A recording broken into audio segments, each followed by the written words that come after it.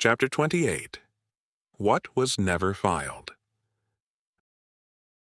Mary unfolded it the rest of the way, carefully, the creases wanting to crack, and held it flat against the lid of the cedar chest where the light from the high window caught it best. The paper was heavy stock, yellowed but not brittle.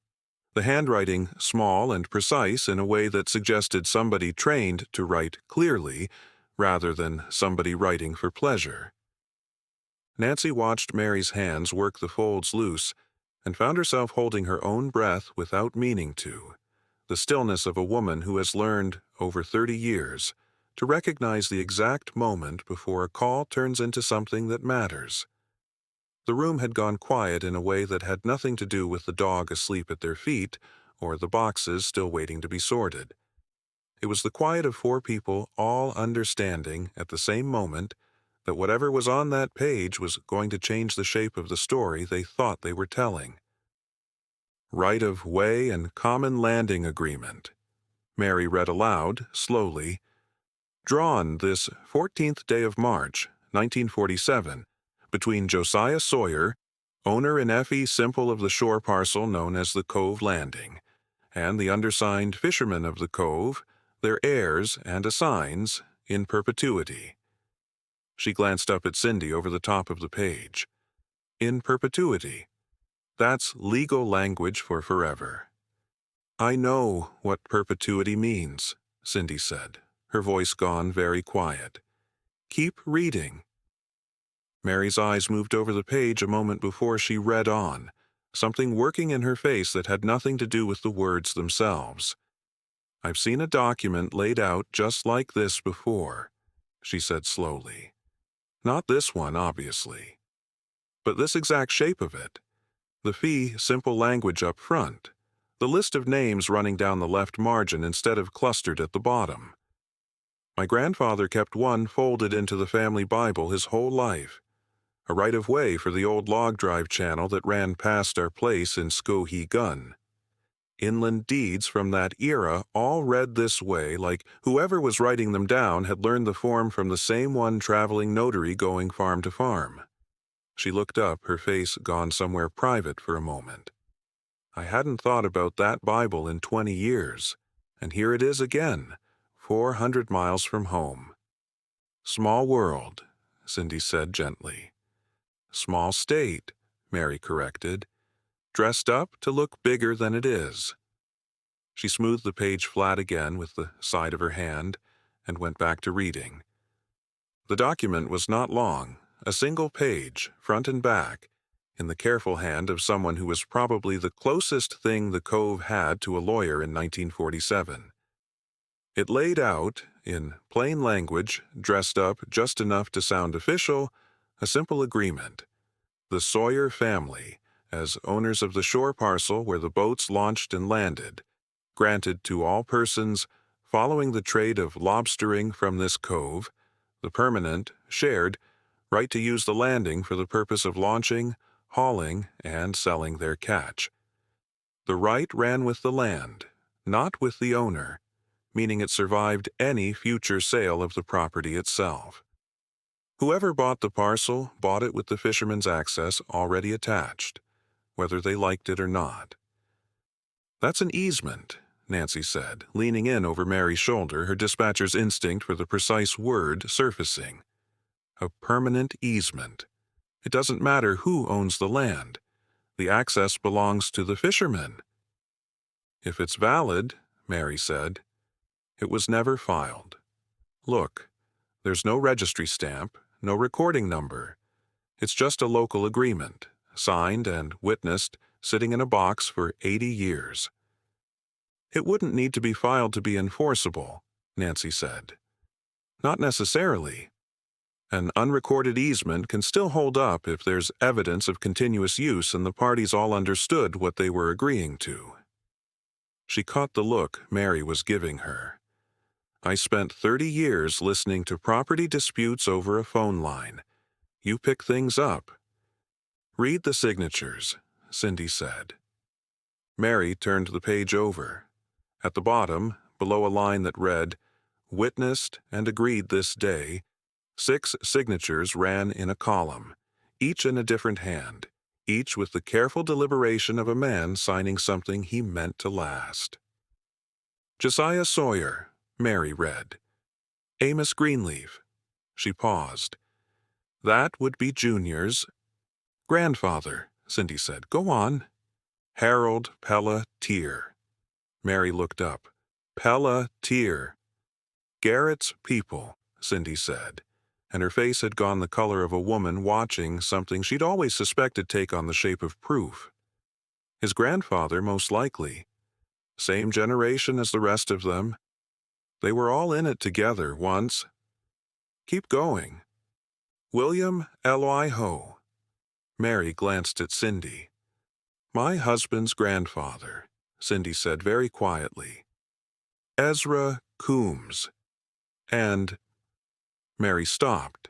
She read the last name once to herself before she said it aloud, and when she did say it, her voice had changed in a way that made Carol's hand go still on Buoy's head. Richard Herrick, Mary said. Nobody spoke. Buoy shifted against Carol's knee, a warm, heavy weight, in a room that had gone very cold and very still. Richard Herrick, Nancy repeated.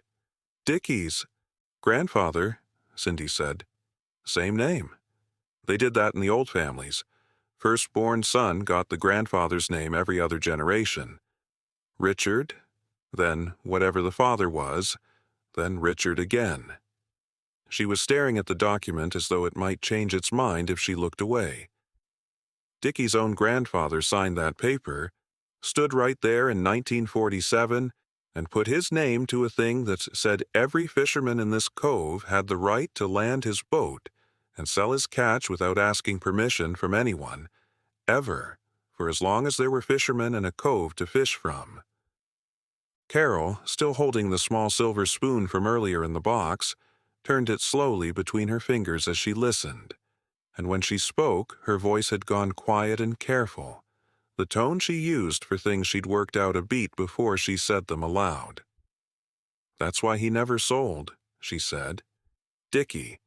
Everyone in this cove could tell you he was stubborn, and everyone assumed it was pride or grief or plain old contrariness. But it wasn't any of that, was it? He wasn't being stubborn. He was keeping a promise his own grandfather made, whether he'd ever seen the paper it was written on or not. That's exactly it, Cindy said, and something in her weathered face had gone soft and sorrowful in equal measure. A man doesn't know the words of a promise like that. He just knows it's in him, same as his hands know the water, without him having to think about it. And then Garrett bought the parcel, Nancy said, fitting it together, her voice gone flat and precise. Bought it off the Sawyers when old Sawyer got sick. And nobody remembered this existed, because it was never filed, and the Sawyers had had it in a box of family keepsakes for 80 years, and Cindy bought the box along with the furniture and never opened it all the way.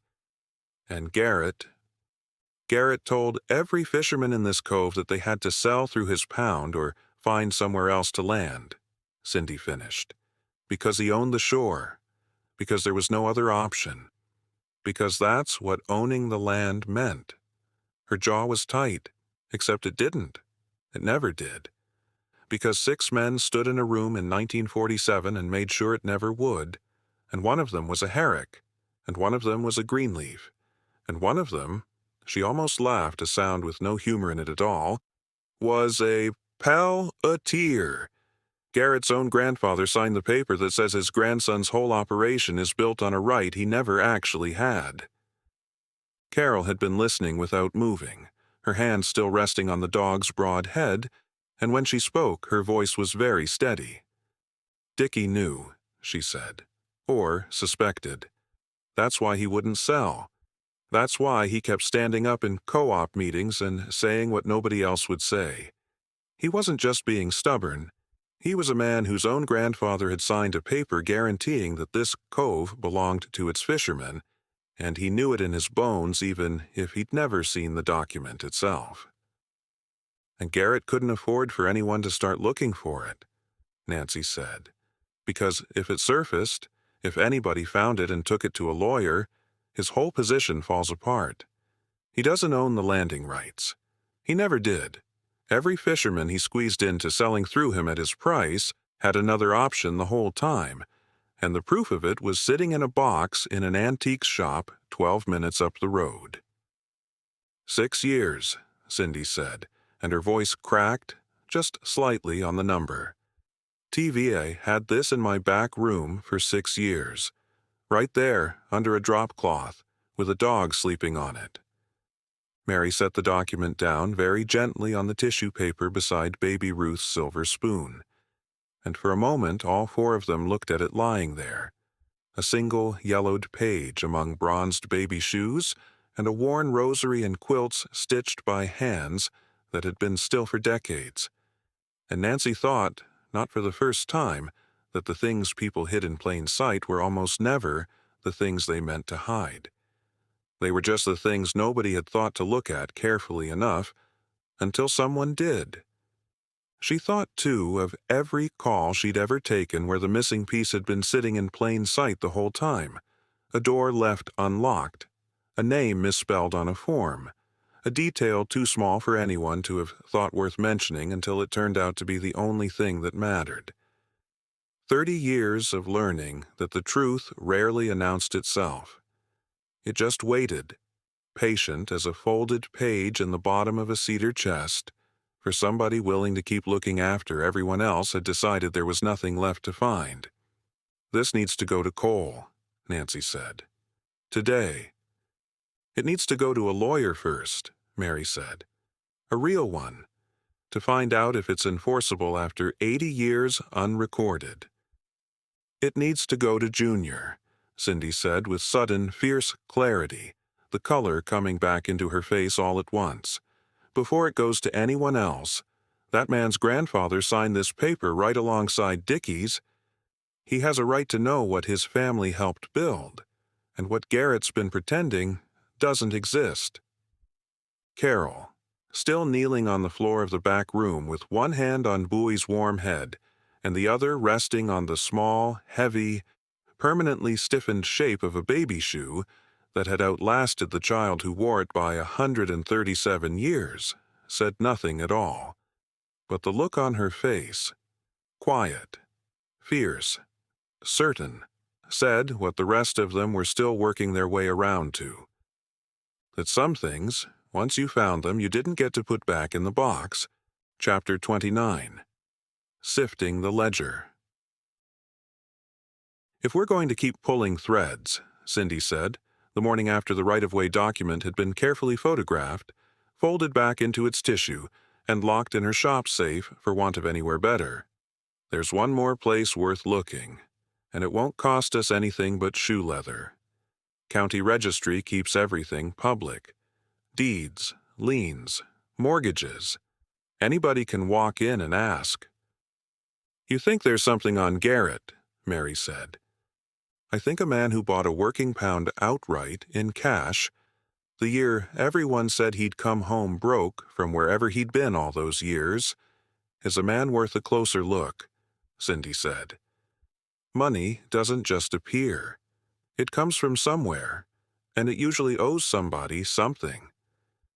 The drive to Ellsworth took them inland along a road thick with maples gone fully scarlet, and Carol had her window cracked the whole way, one hand out into the cold rushing air, fingers spread as though she could catch the texture of the season passing by. At a stop for gas, she wandered a few steps off the pavement while Nancy filled the tank, and came back with a maple leaf held delicately by its stem. Feel this, she said, holding it out to Mary. It's gone brittle already, curled at the edges like it's trying to close itself up. Nothing at all like the leaves on the tree outside our window in Bar Harbor, which were still soft when I checked them yesterday morning. Those get their turn later, Mary said. The maples go first, this far inland. Give it another week, and the whole coast will match. Carol turned the leaf over once more between her fingers, tracing the raised veins on its underside, before tucking it carefully into her jacket pocket. I want to remember exactly what this felt like, she said. Before I forget, there was ever a version of a leaf that wasn't trying to fall. The registry office in Ellsworth was a low brick building with the hush of a place where nothing had ever been urgent. Cool and dim after the bright cold outside, smelling of old paper and the mineral must of a building that had never quite managed to dry out since some flood decades back. A clerk at the counter who recognized Cindy on sight and waved them back toward a bank of ledger books and microfilm readers without asking what they wanted. The easy trust of decades of familiarity. "Property records first," Cindy said, already pulling a heavy-bound volume down from a shelf with the practiced ease of a woman who'd done this kind of digging before, if not for quite this reason. "Garrett and Company purchase of the Cove parcel. That'll be here." Mary leaned in, reading over her shoulder, and it was Cindy's finger that stopped on the entry beneath the purchase record, a second filing dated only 8 months later. "There," Cindy said. "A mortgage. Not on the Pound property itself, on the equipment and inventory. Bridge financing, it says here, through a private lender out of Bangor. Not a bank at all." She squinted at the fine print, the reading glasses she wore on a chain around her neck coming up to her nose. That's not how a man with cash buys a pound outright and then turns around and mortgages his own equipment 8 months later. That's how a man who never actually had the cash pays himself back for something he borrowed to make the first purchase look clean.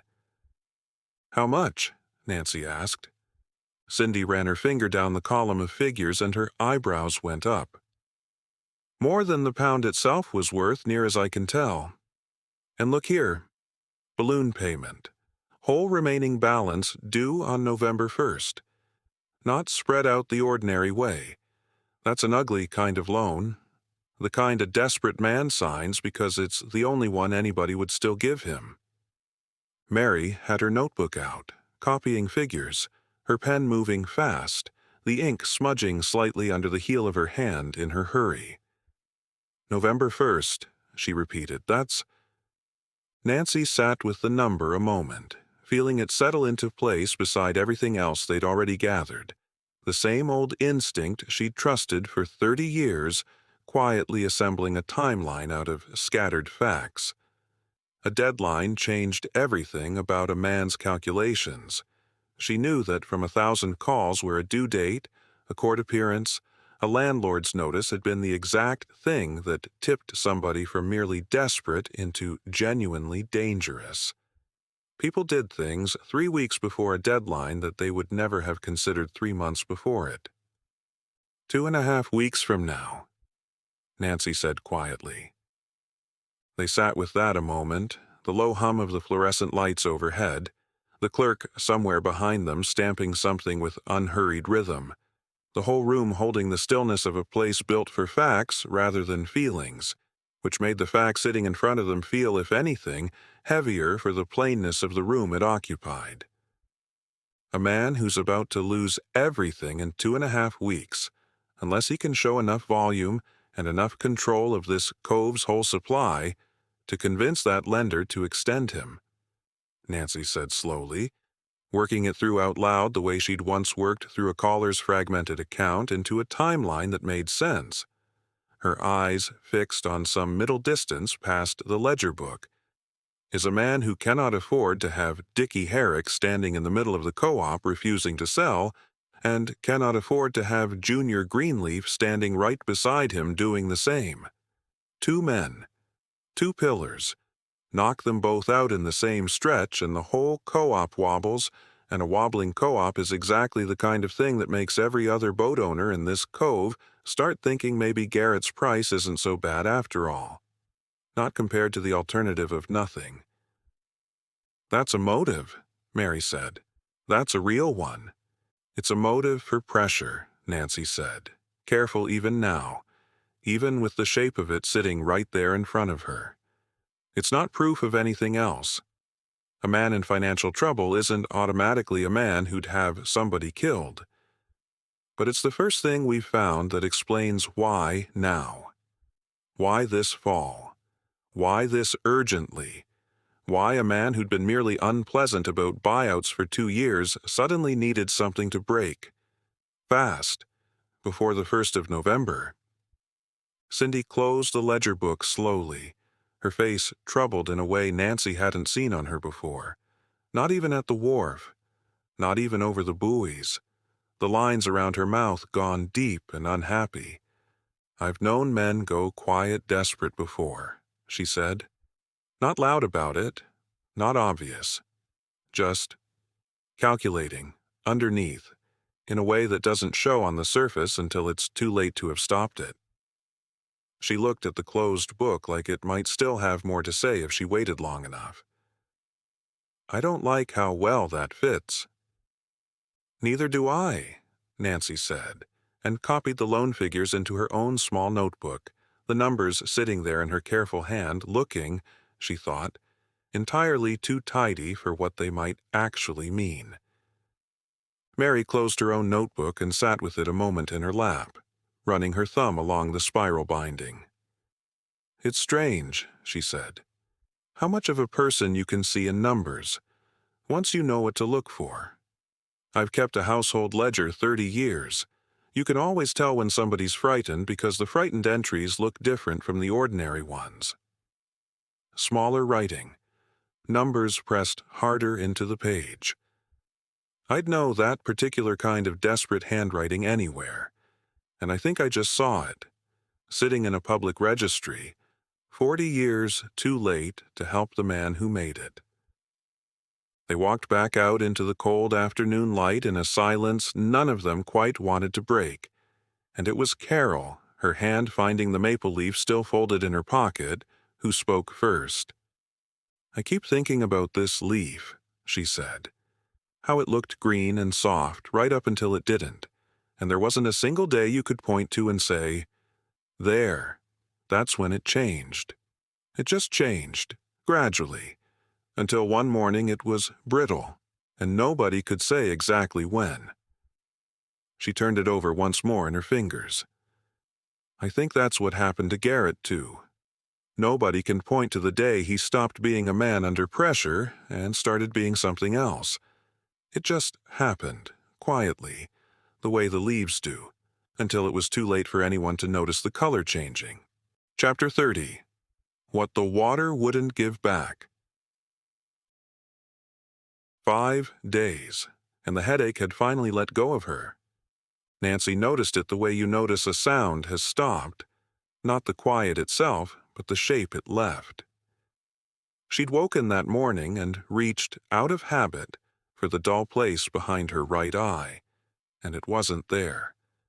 She lay in the in-bed a minute testing it, the way you'd press a tongue to a tooth that used to ache, and felt nothing but ordinary morning. "You look better," Mary said over coffee, "color's back." "I feel better." And she did. Halliday had told her 2 days, maybe 3, and here on day 5 the lights had stopped doing their trick at the edges, and she'd caught herself twice now going a full hour without thinking about Dickie Herrick at all. That had felt like health. She'd let herself believe it was. She had, if she was honest, started keeping a kind of private ledger without meaning to. No dream last night. No dream the night before that either. 3 clear nights in a row, and each one she'd chalked up as evidence, a brick laid against the wall of the whole ordinary explanation. Concussion, healing brain, a face that wasn't there and then, mercifully, wasn't anymore. She had almost, not quite, but almost stopped flinching at the word dream. So when it came back that night, it came back to a woman who had let her guard down. And that was, she'd think later, the whole point of it. She was on the wharf this time. Not the cellar hole, not the burying ground, Dickie's own wharf, the boards under her bare feet worn soft as driftwood, the water doing its dream thing of being everywhere and nowhere at once. Litmus Lois rode at her mooring, and Dickie stood at the rail with his back to her, working at something with his hands, the posture she remembered from the one afternoon she'd known him alive, shoulders rounded, head down, entirely elsewhere. "Dickie." He didn't turn. The radio was playing, she could hear it now, tinny and small. Some AM station losing its signal and finding it again. A man's voice talking about the marine forecast. Small craft advisory. Seas building through the afternoon.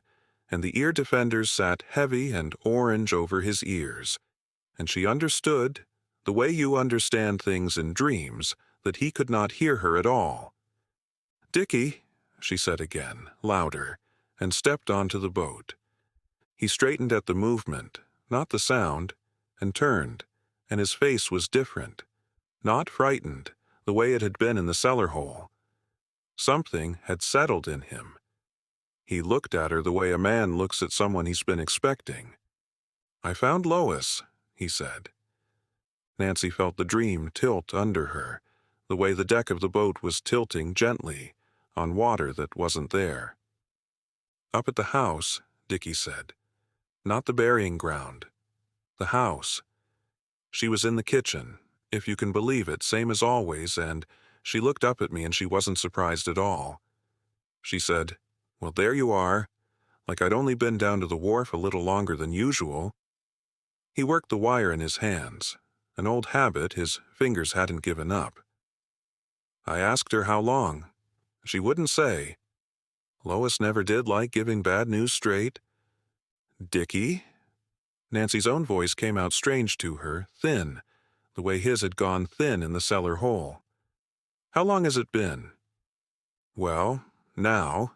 He considered it, the way he'd consider the weather. Long enough that Cindy's had the shop shut a day for it. Long enough for the church to fill up. I wasn't there for that part. Can't say I recommend attending your own service if you get the choice. But I saw them come out after, into the light, all of them squinting like they'd been in there longer than they meant to be. A small terrible laugh, not unkind. Junior wore the suit, the gray one. I always told him that suit made him look like an undertaker himself. The radio crackled. The forecaster's voice climbed and thinned and dropped away. "I keep coming back here anyway," Dickie said, and his hands had gone still on the wire now, and something in his face had gone young and lost again, under the settled part. Even knowing. I get part way up to Lois, and I turn around and I'm back on this boat, working the same trap, same as any Tuesday. He looked down at his own hands as if they belonged to someone else. A man does a thing 60 years.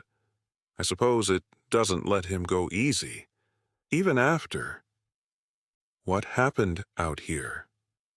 Nancy heard herself ask it plainly, the dispatcher's voice, the one that had talked 1,000 people through the worst 4 minutes of their lives. The last thing. Before the boat, before Lois. What's the last thing you remember?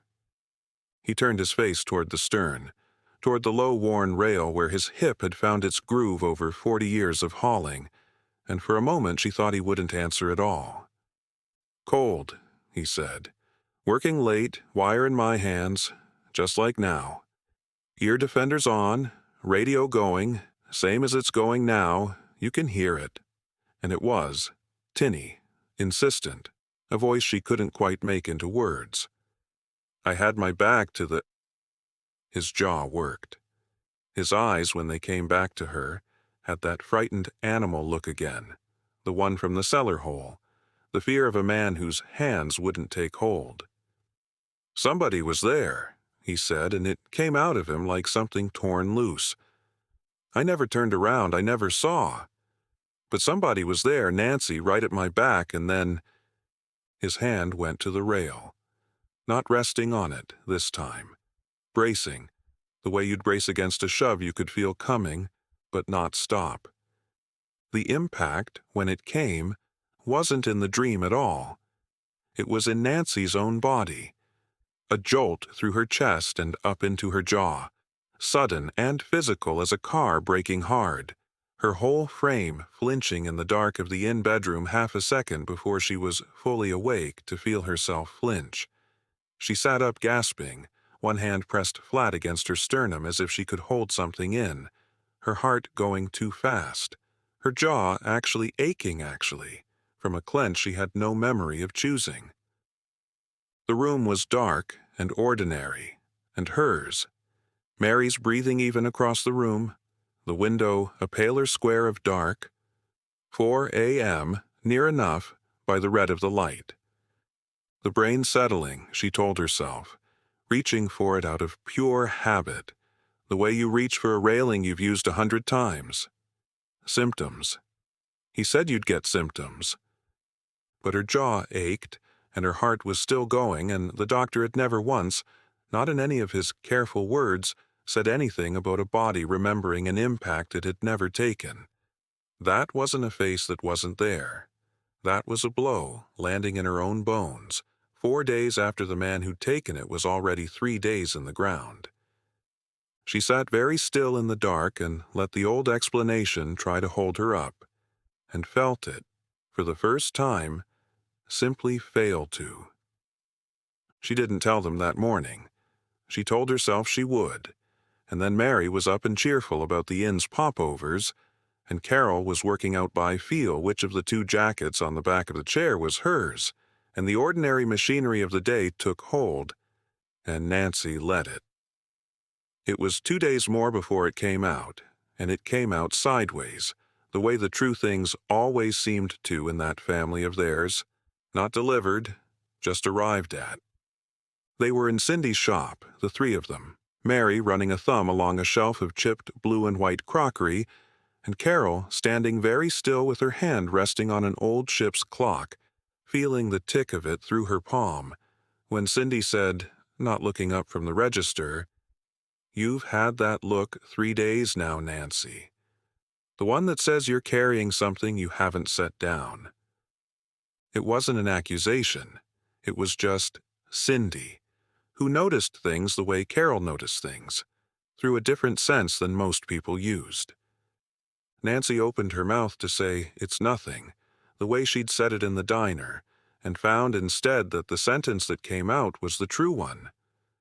"I've been dreaming about Dickie," she said, "every few nights, since the wharf." She heard her own voice, steady, dispatcher flat, the voice for delivering bad news to people who needed to hear it plainly, or not at all. "It isn't the concussion. I thought it was. I wanted it to be. But 2 nights ago he told me things in that dream he had no way of knowing while he was alive to know them, his own funeral, who wore what, Junior in the gray suit, and last night I woke up with my heart going and my jaw aching like I'd taken a hit, and Dickie never got the chance to finish telling me what happened to him before it happened to me instead." She set down the little glass float she'd picked up without noticing she'd picked it up. "I don't think my brain is filling in a blank. I think he's trying to tell me something, and I think whatever it is, it's the reason he's dead." The shop was very quiet. Somewhere behind the counter a clock, not the one under Carol's hand, another one, ticked on, indifferent. Mary set down the crockery without a sound. Carol's hand came off the ship's clock and found Nancy's wrist instead, the way it had in the diner, except this time she didn't ask Nancy to come back from somewhere. This time she just held on. "Okay," Mary said. Just that at first.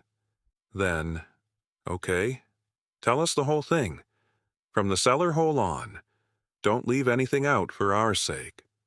You believe me.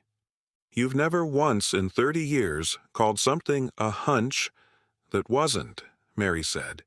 "You didn't get less reliable because you hit your head. If anything," she glanced at Carol, some old understanding passing between them that didn't need words. "If anything, you got a channel the rest of us don't have. I'm not going to waste it arguing with you about whether it's real." Cindy, behind the register, had gone very still, watching them with the close attention of a woman who traded in old things and had learned over 40 years in this town that some of what people brought her to sell came with more history than the price tag ever said. "There's something else," Cindy said slowly. "Something you should know, if a dead man's talking to you and you're inclined to listen. It's about those buoys everybody's so certain sank Junior." She reached under the counter for something. Not yet, just the reaching, the promise of it, and looked at Nancy with new and careful respect. "But I think you'd better sit down first. And I think you'd better tell me what he said about his hands not taking hold. Because that's not the first time I've heard somebody up this coast talk about hands that wouldn't take hold, and the last time, it wasn't a dream." Outside, a gull cried once over the harbor and did not cry again. Chapter 31. What was still out there? Cindy didn't say anything for a long moment after Nancy finished. She set the little glass float back on its shelf with the care of a woman handling something that might, after all, still be fragile, and came around from behind the counter and sat down on the stool beside Carol as if her knees had asked her to. "My husband's cousin went the same way," Cindy said finally. "Not murdered. Nothing like that, far as anybody knew. Heart, out on the water, alone. The kind of thing that happens to men who work alone their whole lives. But his wife swore up and down for years after that he came to her. Not scary, she always said, just unfinished, looking for something he couldn't name. She used to say he had that same trouble you're describing. Hands that wouldn't take hold of things." Cindy looked at her own hands folded in her lap. "People around here don't talk about it much. It isn't the kind of thing you bring up at the co-op meeting. But it isn't as rare as you'd think either. Sudden, hard deaths. Men who go out working and don't come home right." She looked up at Nancy, and there was no doubt in her face at all, which was itself a kind of gift. "I believe you. For what that's worth." "It's worth a lot," Nancy said, and meant it more than the sentence led on. "I never told anyone else that story about my husband's cousin," Cindy admitted, quieter now. "Not because I didn't believe his wife. I did, every word. But saying it out loud, in this cove, marks you as a certain kind of woman, the kind people are gentle with in a way that isn't really kindness, more like being handled carefully because you're thought to have come unmoored somewhere. I've watched it happen to better women than me." She smoothed her hands over her apron, an old, unconscious gesture. "You're the first person in 30 years I've said it to plainly, and you didn't once look at me like I needed handling. I want you to know that mattered." "But belief isn't evidence," Cindy said, practical again, the shop owner's voice replacing the other one. "And if you're going to walk into Wendell Pratt's office and tell him a dead man's been showing you where he got hit, he's going to be kind about it, and he's going to do nothing at all. He's a good sheriff. He's not going to reopen an accidental drowning on a dream." She tapped the counter, thinking, "You need something he can put his hands on.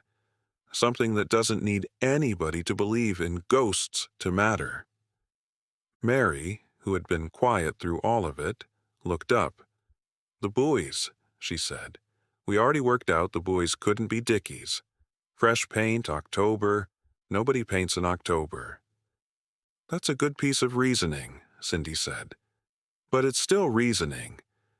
What you want is the thing itself. If Dickie's real buoys are still out there on the water, bobbing over his own pots, faded the way every honest buoy in this bay is faded right now, that's not a theory anymore. That's a man you can take out on a boat and show him." Owen didn't ask many questions when Nancy called him, which she was grateful for, because she hadn't worked out yet how much of the real reason she was willing to say out loud to him. "Dickie Herrick's gear," she said instead. "We want to find it, see what's still out there." "That I can help with." A pause, the deliberate pause of a man deciding whether to ask the obvious question and deciding not to. "I know his old moorings, roughly, from working the coast trail near there. It's not exactly a secret where a man's fished 60 years. I can borrow my brother-in-law's skiff. Give me an hour." The morning was clear and cold, the way October mornings on that coast were cold, a brightness with no warmth in it, and Owen ran the skiff out past the mouth of the cove with the easy competence of a man who'd grown up on boats, even if his job had taken him inland into the trees. Nancy sat in the bow with Mary. Carol sat amidships with one hand trailing in the cold water, reading the temperature and the chop the way she read everything, by feel. The water out here was colder than it had been off Dickie's own float, sharper somehow, and Carol let her fingers trail just below the surface long enough to feel the chop change under her hand. Small, tight waves close to shore giving way. Further out, to a longer, slower swell that lifted and dropped the skiff in a rhythm she found herself falling into without meaning to, the whole bay breathing under them. "There," Owen said, cutting the engine, and pointed. Nancy had half expected, she realized only now, seeing it, some dramatic scattering, some visible wrongness.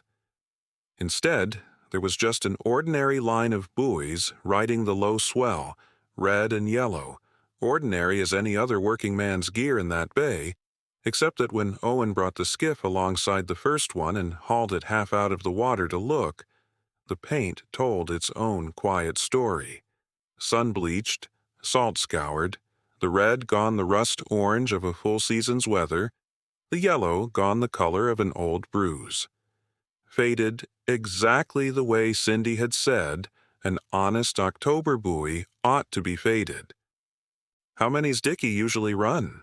Owen asked. "I don't know," Nancy admitted. 60, maybe 70 pots. A man his age working solo," Owen said. "Let's find out how many are still down there." They spent the better part of 2 hours doing it, Owen reading the water the way a person reads a familiar page, running the line of the coast, calling out each buoy as they passed it, Mary keeping a tally on the back of a shop receipt from Cindy's, her pen making a small satisfying mark for each one, the row of tally marks growing longer than she'd expected and somehow sadder for it. The physical proof of a man's whole working life laid out in ink on the back of somebody else's receipt. Carol simply listening, her face turned toward the water the whole time with an expression Nancy couldn't read and didn't ask about.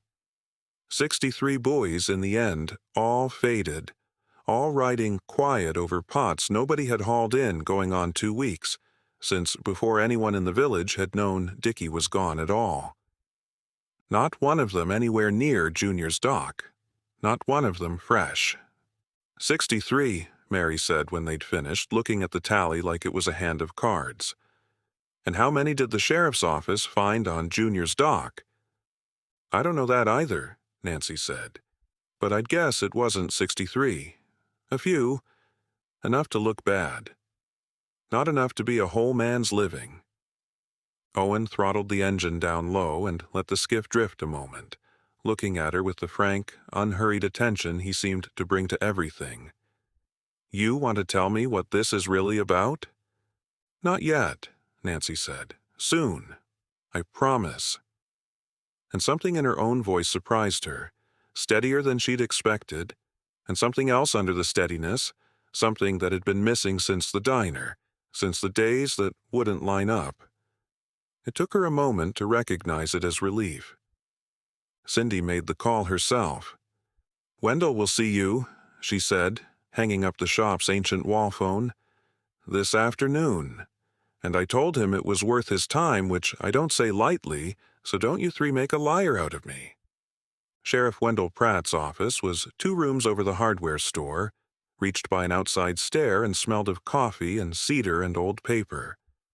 A wood stove ticked quietly in one corner, and a corkboard behind the desk carried the accumulated business of a whole small county tacked up in overlapping layers. A missing dog flyer gone yellow at the edges, a tide chart, a photograph of a fishing boat that might have been his own once.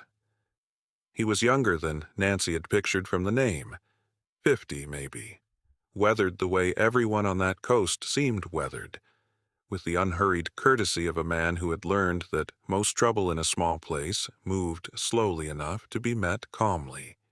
He listened to Mary lay it out, the wharf visit, the buoy paint on Carol's cane, the October logic, the morning's count, without interrupting once, though his pen moved steadily the whole time, and when Mary finished he sat back and looked at the three of them for a long moment.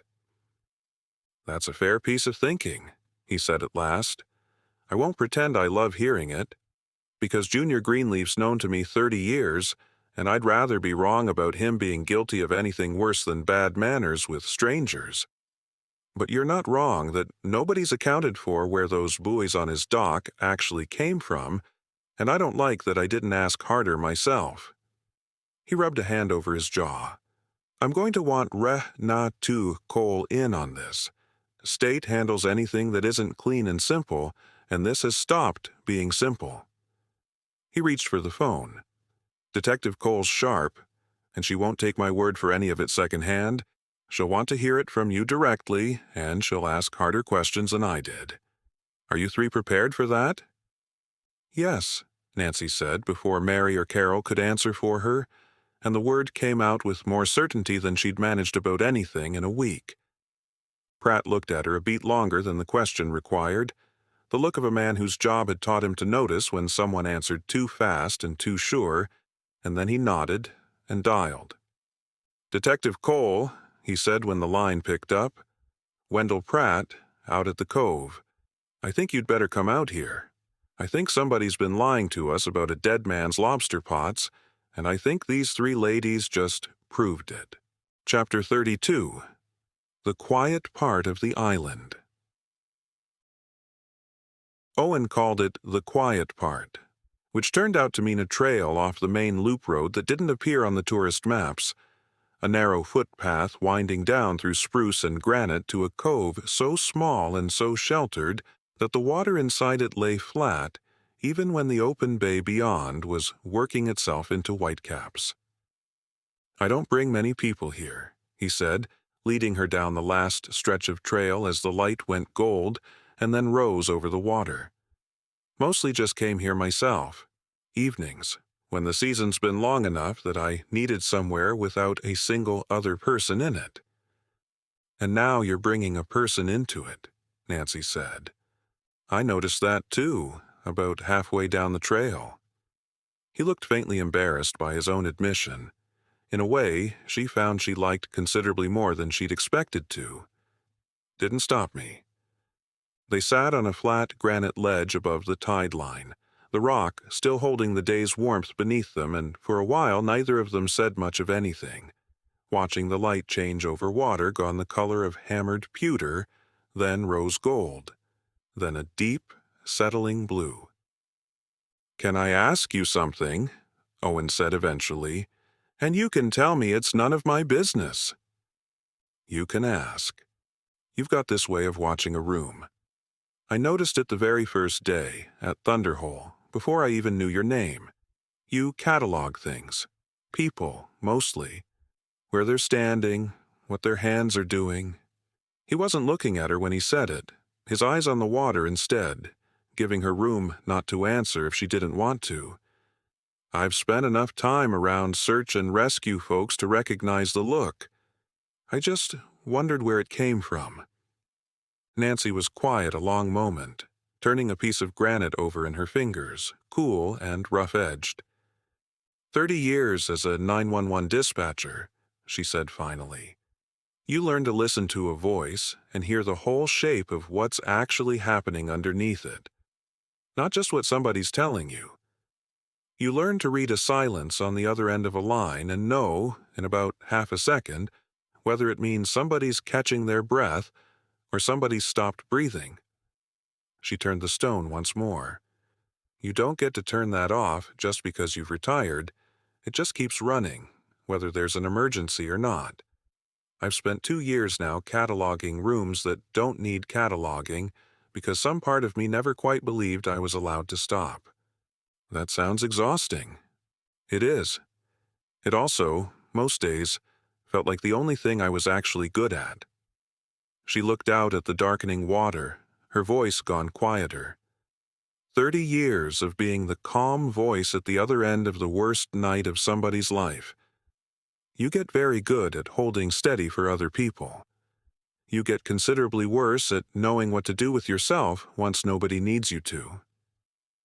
Owen didn't rush to fill the silence that followed, which she noticed and was grateful for. "I lost my wife 8 years ago," he said eventually, into the quiet she'd left open. "Car accident, nothing dramatic, just an ordinary wet road and an ordinary bad moment.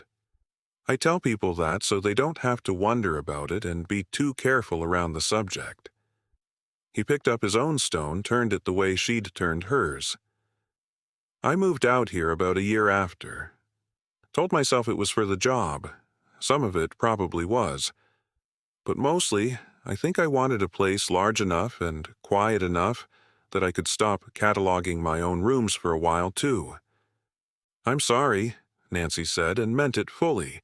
The easy, reflexive sympathy she might have offered anyone stripped away by the plain honesty of how he'd said it. "Don't be, particularly. It's been 8 years. I'm not telling you so you'll feel sorry for me. I'm telling you because you just told me something true about yourself, and it seemed like poor manners not to offer something back." He looked at her directly now, his face open in the fading light. "I know what it looks like, being alone this long by choice. I recognize it because I've been doing it myself. I just wanted you to know I'd noticed you doing it too, and that I don't think there's anything wrong with you for it." Nancy felt something in her chest go very still, a quiet vertigo, the strange dislocation of being seen clearly by someone who wasn't asking her to be anything other than exactly what she was. "I don't know how to do this," she admitted. "The letting somebody in part. I've been the person other people called in an emergency for so long that I'm not entirely sure I remember how to be the one who just calls somebody. For no reason. Because I want to hear their voice." "You could practice," Owen said. "I hear I answer my phone most evenings." Despite herself, despite the whole strange, complicated weight of the last 2 weeks sitting in her chest alongside everything else, Nancy laughed, real and unguarded, and felt something in her loosen that had been clenched for longer than she could easily account for. "I might take you up on that," she said. "I'll keep the ringer on," Owen said, and reached over slow enough that she had every chance to pull away if she wanted to, and took her hand. And she found, sitting there on the warm granite with the last of the light going out of the sky, that she didn't want to pull away at all. They stayed until the first stars came out over the water, talking about smaller things after that, easier things, and it was full dark by the time they climbed back up the quiet trail. And Nancy thought, walking beside him in the cool night air, that whatever came next in this strange, unraveling mystery she'd fallen into, she was glad, at least, that she hadn't gone through it without learning this particular thing about herself first. Chapter 33. The Cove Goes Quiet. It happened so gradually that Nancy almost missed it, and when she finally named it to herself, she recognized it immediately for what it was, because she had heard this particular silence 100 times before, on the other end of a phone line, in the pause just before someone decided whether they were going to tell her the truth. The diner noticed it first. Or rather, she noticed it in the diner. The easy, unguarded chatter of her first mornings in the Cove had thinned, conversations dropping half a register when the 3 of them came through the door. Not hostile exactly, just careful. The carefulness of people who had decided, without ever discussing it aloud, that the safest thing was to know less rather than more. The coffee still came hot. The eggs still came the way she liked them. But the small, easy commerce of a place that had once talked to strangers, because talking was simply what a small place did, had dried up almost entirely.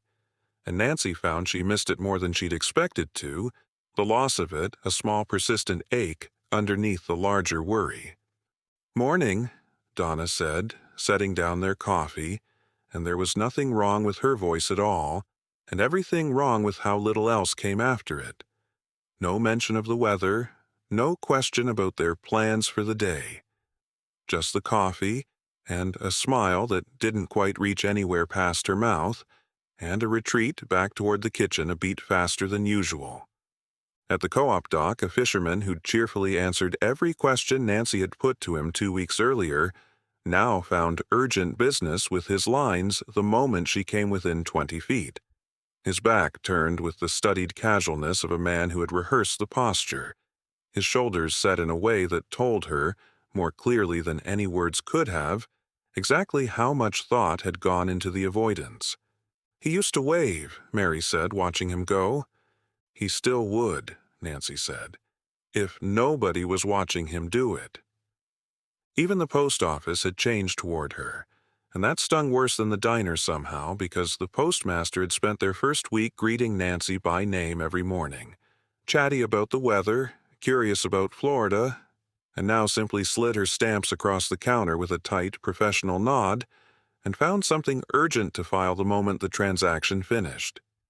Nancy said nothing about it to Mary or Carol. It felt too small a thing to mention, and too large a thing to explain why it had lodged itself so firmly under her ribs anyway. Carol, walking a half-step behind them along the dock, had gone quiet too, her free hand trailing along the weathered rail as they passed, feeling out the grain of wood gone soft and silvered with decades of salt spray. And when she spoke, it was with a flatness she used when she'd worked something out and didn't like the shape of it. The whole dock's gone quieter, she said. Not the water, not the gulls, just the people. You can hear a place holding its breath, if you know what a place sounds like when it isn't. It was Cindy, over coffee at the shop, who finally put a shape to what all three of them had been feeling for days. Word's gotten around that the state police are asking questions, Cindy said. Not officially, not yet, but everybody knows Cole's been out here twice, and everybody's smart enough to do the arithmetic. Buoys, paint, a mortgage due at the end of the month. Doesn't take much to guess who that arithmetic is starting to point at. She turned her cup slowly on its saucer, the china making a small, precise circle against the wood. And Garrett Pelletier controls a lot of paychecks in this cove, one way or another. Direct if you sell to his pound. Indirect if your cousin does, or your landlord banks with whoever holds his note, or your kid wants a summer job on his dock next June. People don't stop being frightened of a man just because you found a reason he might deserve it. If anything, they get more careful, not less, the closer the walls start closing in on him. So they go quiet, Nancy said. So they go quiet, Cindy agreed. Not because they think Junior's guilty anymore. I'd wager most of them have quietly stopped believing that days ago. But believing something and being willing to say it out loud where it might cost you your livelihood are two very different things. This is a small place, and small places survive by everyone agreeing, mostly without discussing it, what's safe to say and what isn't. Carol had her hand flat on the shop counter, feeling out the small vibrations of the street outside through the old wood, the ordinary tremor of trucks passing that had, she realized, thinned out considerably over the past several days. I can feel it too, she said. Fewer feet on the sidewalk. Fewer trucks idling outside while somebody runs in for coffee. A street empties out the same way a room does, and this one has. Nancy thought of 30 years of calls where the hardest part had never been the crisis itself, but the moment just before someone decided to trust her enough to tell her what had actually happened. The terrible, deliberate patience it took to wait out a silence without filling it, without pushing, letting the person on the other end arrive at their own courage in their own time. She'd learned over 3 decades that the worst thing you could do to a frightened person was rush them, and the second worst thing was to let them see how badly you wanted them to hurry. We're not going to push anybody, she said. Pushing a frightened person just teaches them you can't be trusted with what they're afraid of. Then what do we do? Mary asked. We keep being exactly what we've been, Nancy said. 3 tourists who ask polite questions and don't threaten anybody's paycheck. We let Cole and Pratt do the parts that need real authority behind them. And we wait for somebody brave enough to decide the silence has gotten worse than the risk of speaking. She looked out the shop window, at the quiet street, at a village holding its breath the way places do just before something in them finally breaks. That's usually how it goes in my experience. The quiet doesn't last. It just needs one person to decide they can't carry it anymore. Outside, a truck rolled slowly past the shop, and the driver, Nancy noted without quite meaning to, glanced in at them and then away again. Fast, the same careful, deliberate not-looking she'd been watching all week. The bell over Cindy's door didn't ring. Nobody new came in. Even the street itself seemed to have thinned out. Fewer trucks angled into the diagonal spaces along the curb. Fewer voices carrying from the direction of the co-op. Carol, sitting very still with her hands wrapped around her own cooling cup, said quietly, "I don't like this kind of quiet. I've heard grief quiet, and I've heard peaceful quiet, and I've heard a room go quiet because somebody's about to say something true. This isn't any of those. This is the quiet of people deciding, one at a time, that survival matters more than honesty, and I don't blame a single one of them for it. But I don't have to like listening to it happen." Nancy filed it, the way she filed everything now, and said nothing, and waited. And out on the water, a bell buoy rang once, distant and small, the only honest sound left in the whole hushed afternoon. Chapter 34. What Owen Noticed. He called on a Tuesday evening, no particular reason given, and Nancy answered sitting on the edge of her inn-bed with her shoes still on, too tired from the day's quiet, careful watchfulness to have managed taking them off yet. She'd spent the afternoon walking the same 3 streets of the Cove twice over, cataloging faces that wouldn't meet hers, and had come back to the inn with the exhaustion of a person who'd been working hard at something with nothing to show for it. No evidence gathered, no conversation that had gone anywhere, just the slow accumulation of a village's careful, deliberate distance. The phone rang before she'd worked up the energy to do anything about the shoes. "You sound different," Owen said before she'd said more than hello. "Different how?"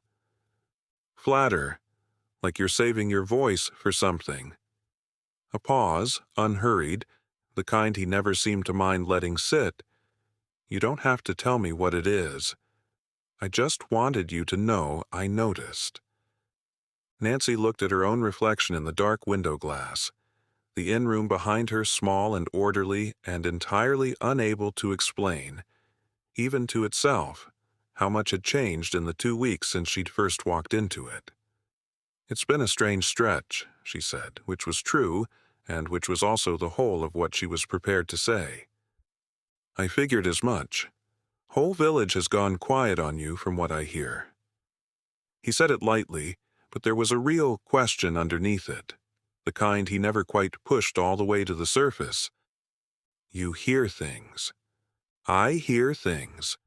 Rangers talk to everybody, comes with the job. I know enough to know you 3 have gotten yourselves tangled up in something the Cove's not talking about in front of strangers anymore, and I know enough not to ask you to explain it over a phone line when you've made it plain you'd rather do that in person. Someday, properly." Another pause. "I also know a broken window when somebody mentions one in passing at the hardware store, and I put 2 and 2 together well enough to worry a little, if I'm honest." "Does it worry you?" Nancy asked, "being the one on the outside of it? Not knowing?" He took his time answering, which she'd come to recognize as its own kind of answer. "Some, but less than you'd think." A pause, thoughtful rather than hesitant. I spend most of my working life watching things I can't control, weather coming in, animals doing exactly what animals do, regardless of what I'd prefer. You learn to trust the people handling the parts you can't see, or you spend your whole life anxious about things that were never yours to manage in the first place. I'd rather trust you. Nancy closed her eyes. I'm all right. I didn't ask if you were all right. I know you'd say that regardless. His voice had gone quieter, more careful.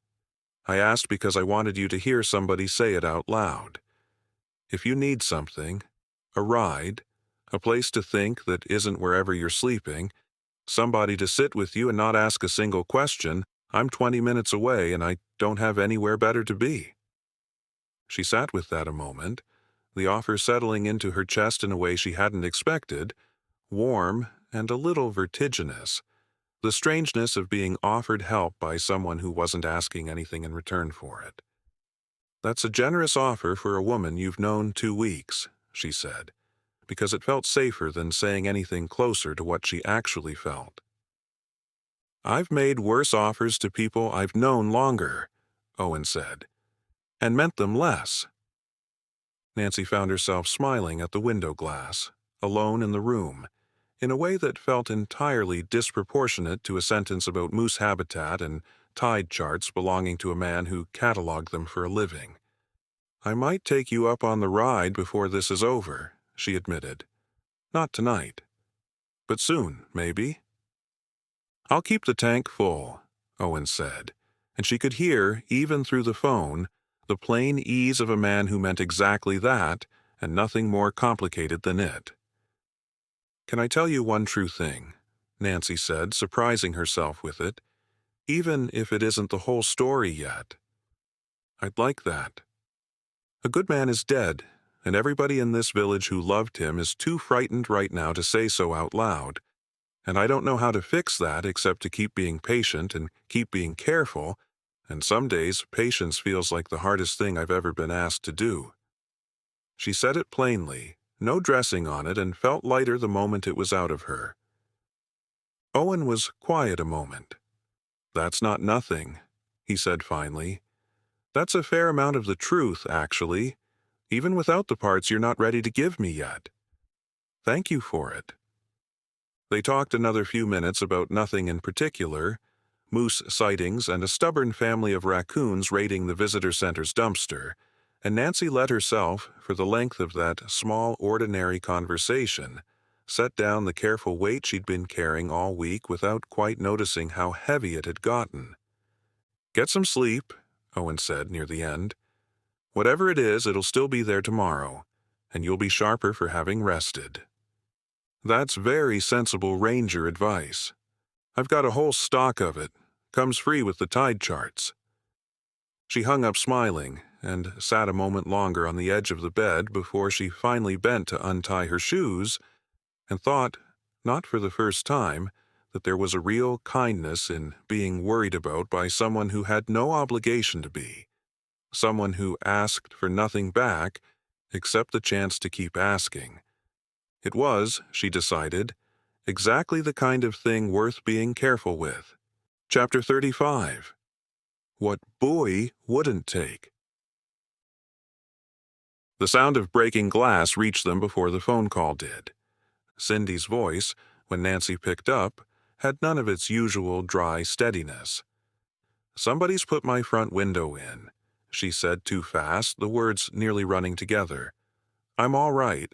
I wasn't in the shop. I was upstairs. But, Nancy, there's something on the porch, and I don't like the look of it, and I don't want to touch it before somebody who knows better tells me it's safe to.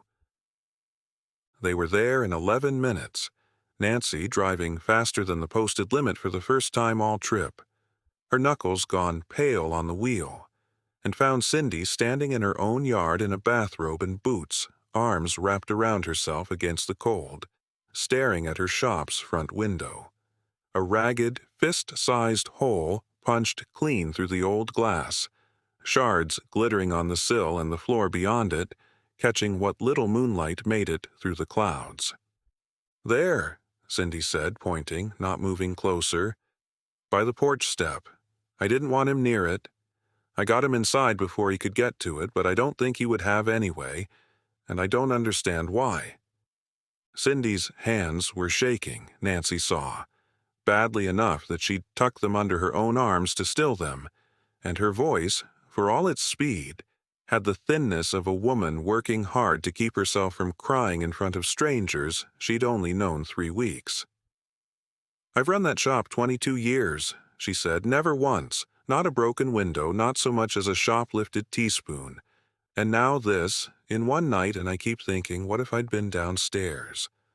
What if I'd heard the glass and come to look before I thought to call anybody first?" "You didn't, and you're safe, and that's what matters right now," Nancy said, keeping her own voice level and low, the old dispatcher's cadence coming up in her without her quite summoning it, the voice built for exactly this, a frightened person who needed somewhere steady to stand. "Everything else we can sort out in order. But first, are you hurt anywhere at all? Even a scratch from the glass?" "No." Cindy shook her head, some of the shaking easing at the plain, practical question, the way it always did, Nancy had found, when you gave a frightened person something concrete to answer instead of space to spiral. "No, I'm fine. Just frightened. I don't think I've been properly frightened in a very long time, and I'd forgotten how much it takes out of a person." A small paper-wrapped bundle sat on the bottom porch step, greasy at one corner, meat visible where the wrapping had come loose.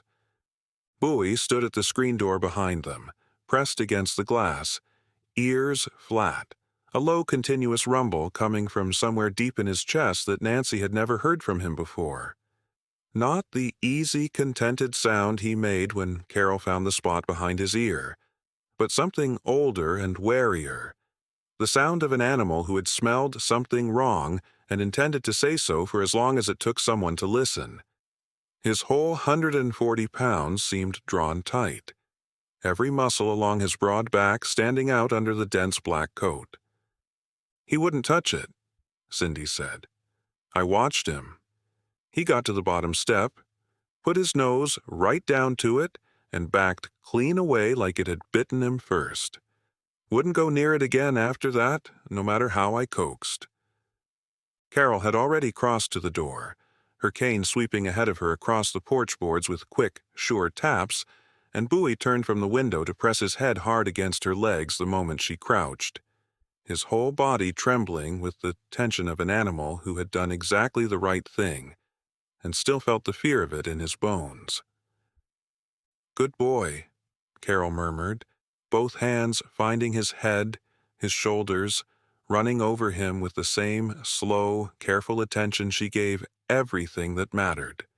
Her fingers working through the thick fur at his neck, feeling for the knots of tension there and pressing gently until they began, one by one, to ease. "Good, smart boy. You knew, didn't you? You knew before any of the rest of us." Nancy crouched at a careful distance from the bundle on the step, close enough to look, not close enough to touch. The meat inside the torn paper had a color to it that didn't sit right, a faint chemical sheen visible even in the porch light. Something about it wrong in a way she couldn't have named precisely but recognized instantly. The same wrongness she used to hear in a caller's voice half a second before the real trouble surfaced. "Don't let him anywhere near it," she said. "Don't let anyone near it. This needs to go to Pratt, exactly as it is." Pratt arrived within the half hour, headlights sweeping across the yard as he pulled in too fast, and crouched over the bundle with a gloved hand, and a face that had gone hard in a way Nancy hadn't seen on him before, not even at the wharf, the easy warmth of the Grange Hall entirely gone from it now. "Rat poison, most like, worked into the meat," he said after a careful look, not touching it, already reaching for an evidence bag. "Enough here to do real damage to an animal that size. Maybe worse if he'd eaten his fill of it." He looked up at Cindy, at the broken window, at Buoy still pressed against Carol's legs on the far side of the screen door. This isn't a warning note under a wiper blade anymore. Somebody's gotten bolder, or more frightened, which in my experience usually amounts to the same thing at this stage. Frightened of what? Mary asked, though she already knew. Frightened that the walls are closing in faster than they expected, Pratt said. A man who feels safe doesn't throw a rock through a window. A man who feels safe waits it out, lets his lawyer handle things, trusts the story to hold. This is what it looks like when somebody stopped trusting the story. Mary, standing very close to the broken window with her arms wrapped tight around herself, found her voice at last. Who would do this to a dog? Whatever else is going on, whatever anybody's afraid of losing, who looks at an innocent animal and decides that's an acceptable place to send a message? Somebody who stopped seeing the dog as a dog, Pratt said, quiet, grim. Somebody who started seeing everything in this cove, animal and person both, as either useful to him or an obstacle in his way. That's a dangerous place for a man's thinking to end up, and it doesn't happen overnight. It happens by degrees, same as most bad things do, until one morning you wake up and you're the kind of man who'd poison a dog to scare 3 women into minding their own business. Cindy knelt slowly on her own porch steps, ignoring the cold, ignoring the broken glass still scattered across the boards, and reached through the screen door to press her palm flat against Buoy's broad chest, feeling the last of the tremor working its way out of him, her own breath fogging faintly in the porch light. He's smarter than whoever did this, she said, low and fierce, her voice cracking once on the word smarter before she steadied it.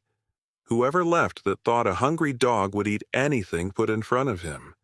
They didn't know Dickie Herrick raised a dog that trusted his own nose over anybody's good intentions. She looked up at Pratt, at Nancy, her jaw set hard, her eyes bright and furious in the cold air. You find whoever did this. I don't care what else you find. You find this. I intend to, Pratt said, and meant it, in the flat, unhurried way of a man whose patience had just run out.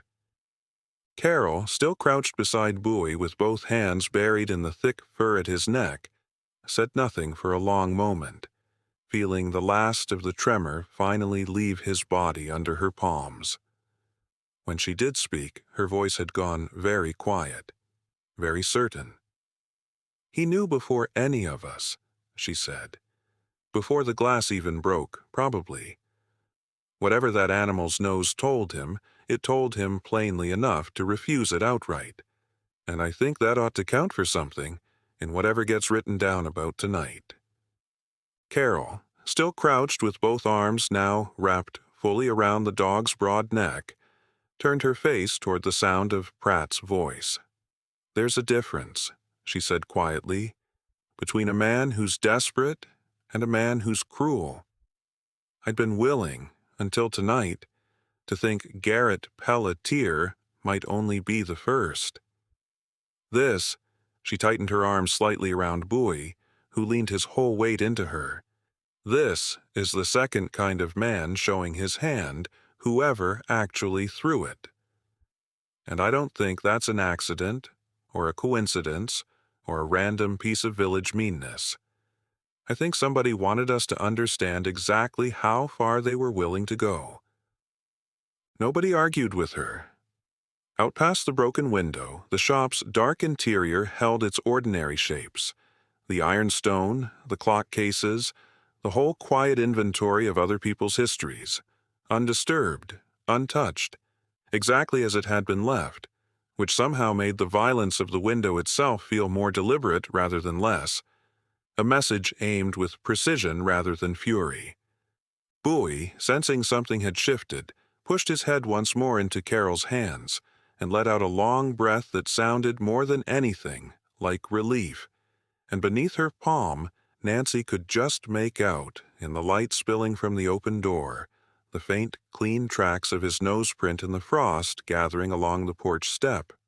a record of exactly how close he'd come and exactly how firmly he'd refused to go any closer. Chapter 36. The Weight of It. Nancy couldn't sleep, which was not in itself unusual. The dreams had a way of keeping her tethered to wakefulness longer than she liked most nights. But this was a different kind of sleeplessness, thinner and colder, and she recognized it eventually as fear wearing the costume of vigilance. She sat at the small desk in the inn room, the lamp turned low so as not to wake Mary, and looked at nothing in particular, and let herself, for the first time since the cellar hole, consider the shape of what she was actually afraid of. Outside, the harbor was doing what it did every night at this hour. Unbothered, indifferent, a halyard clinking somewhere against a mast, the low working sound of the tide finding its way back in, the whole indifferent machinery of a coastline that had no idea one of its visitors was sitting awake in the dark taking inventory of her own fear.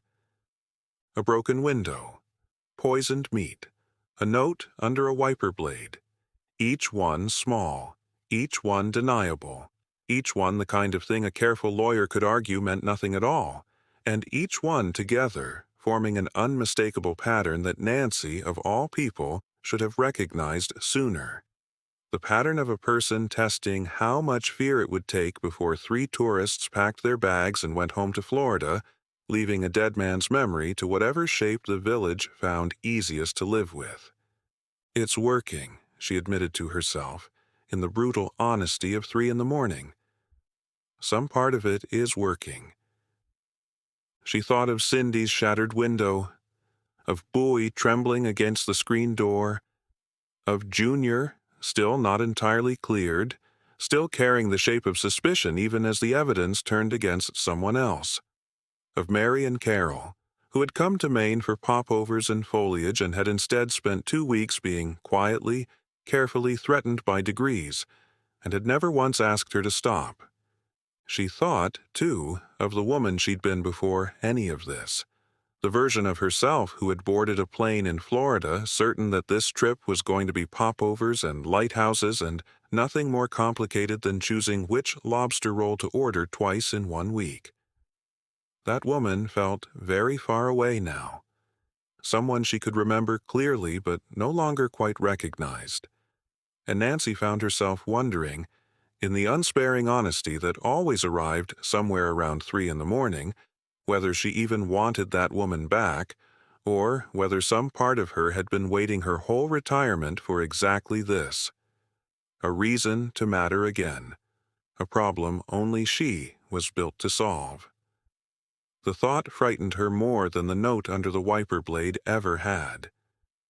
That was the part that undid her, sitting there in the low lamplight, her own reflection faint and hollow-eyed in the black window glass. Not her own fear. She'd carried worse fears than this down a phone line for 30 years and come out the other side of them intact.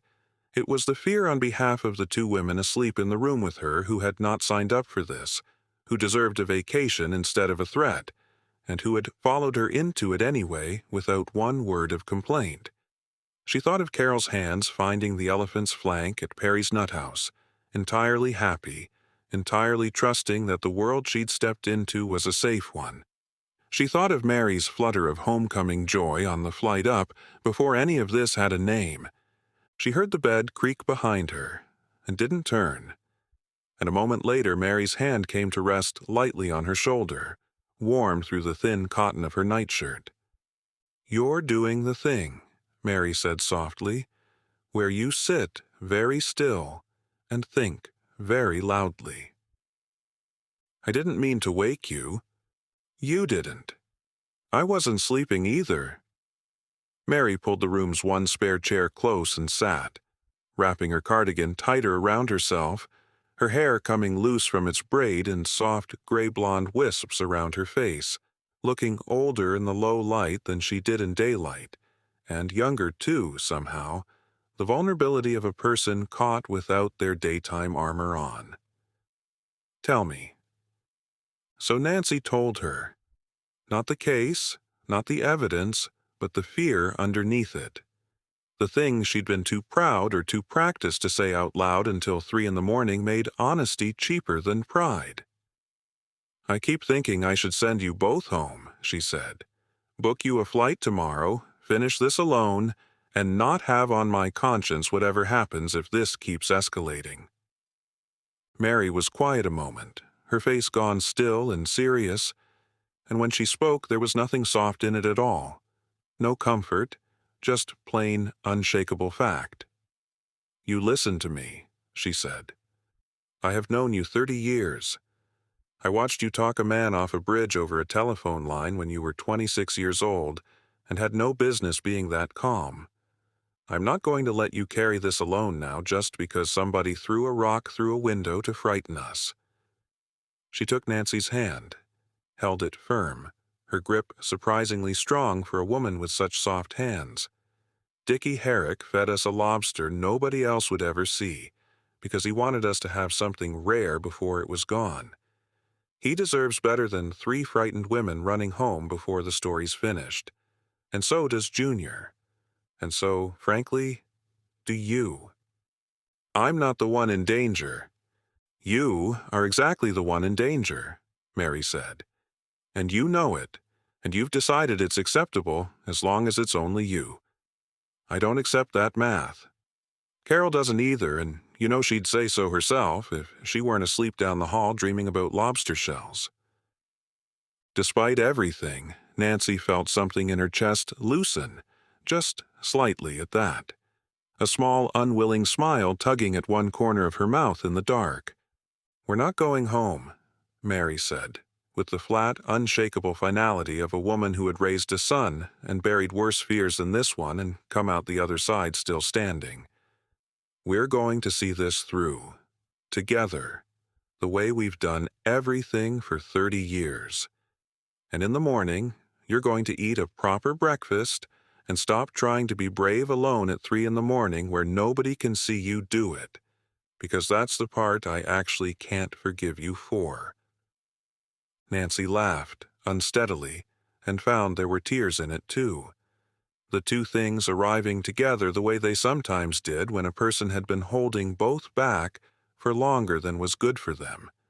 Her shoulders finally dropping from where they'd been climbing toward her ears for what felt like days. "I have a good feeling," Mary said, quieter now, reaching up to smooth a strand of hair back from Nancy's damp forehead the way she might have done for Chris decades ago, "that this all comes out right.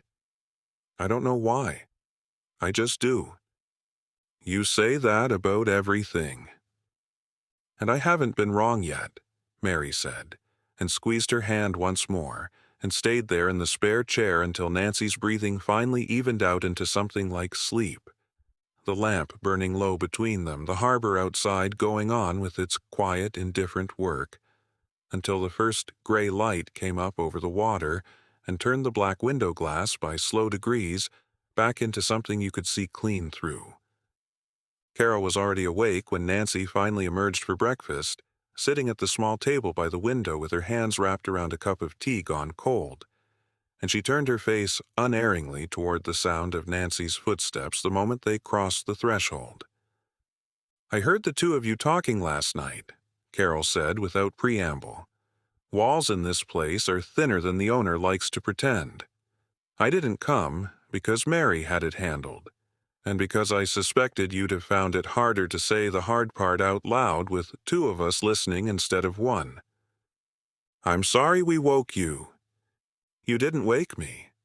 I hadn't been sleeping either."